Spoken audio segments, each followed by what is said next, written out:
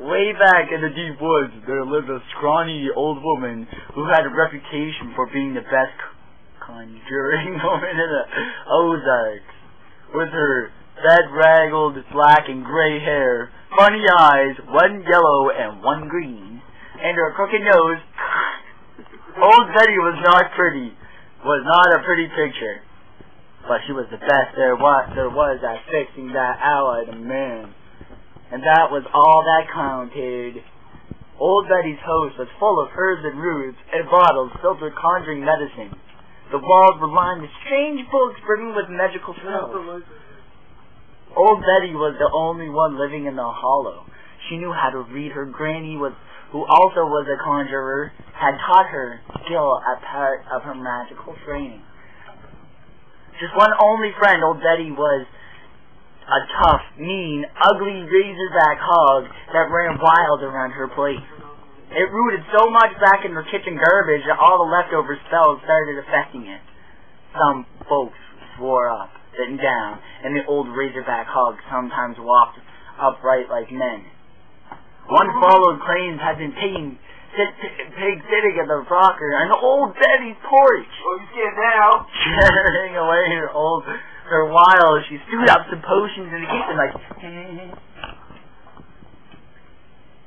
But everyone discounted that story on account if the fellow knew who told it was a little fond of moonshine. Yeah, say it like it is. Rawhead was the name Old Betty gave the razorback, referring maybe to the way of the ugly creature looked a bit like some of the dead pigs butchering time down in Hog Skull Hollow. The razorback didn't mind the funny name. Rawhead kept following Old Betty around her cabin and rooting up the kitchen leftovers. Betty, no! He'd even walked to town with her when she came to the local mercantile to sell her remedies. I'm going to take this story, and my friend David's going to read it. Hi, he's just joking. I'm not going to read it. I'm just a lazy Asian that just wants to make funny videos for all of you guys.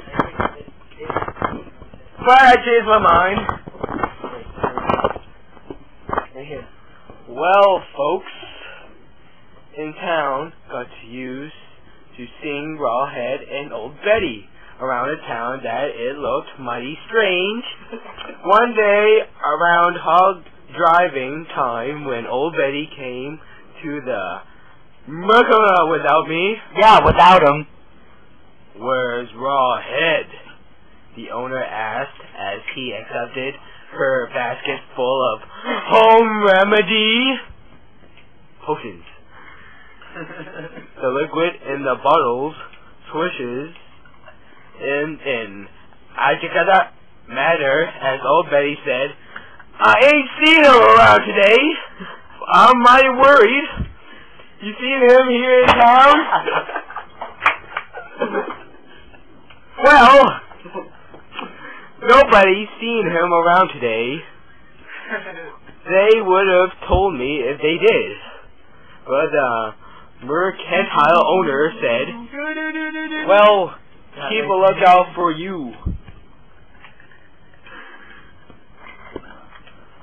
That's my kind of view. If you see him, tell him to come home straight away, Old Betty said. The mercantile owner nodded agreement as he handed over her weekly pay. Well,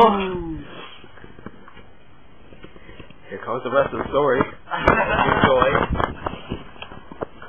Old Betty mused to herself all the way home. It wasn't like Rawhead to disappear. Especially not the day they went to town. She said.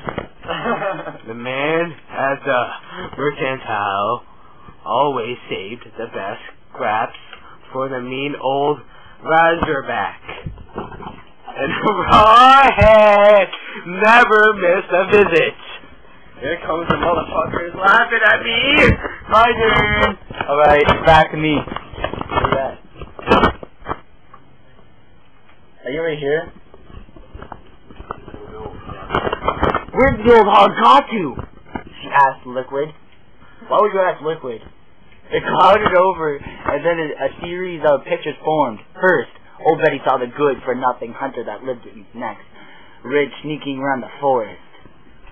Rounding up Razorback hogs, she didn't belong to him. One of the hogs was Rawhead. Then she saw him taking over the hogs down to Hogs called Hollow, where folks from the next town were slaughtering their Razorbacks. Slaughtering the Razorback.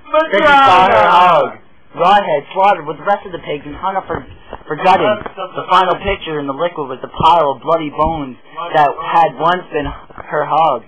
Yes, scraped clean. Head lying down with the other goose heads in a pile. Let's just see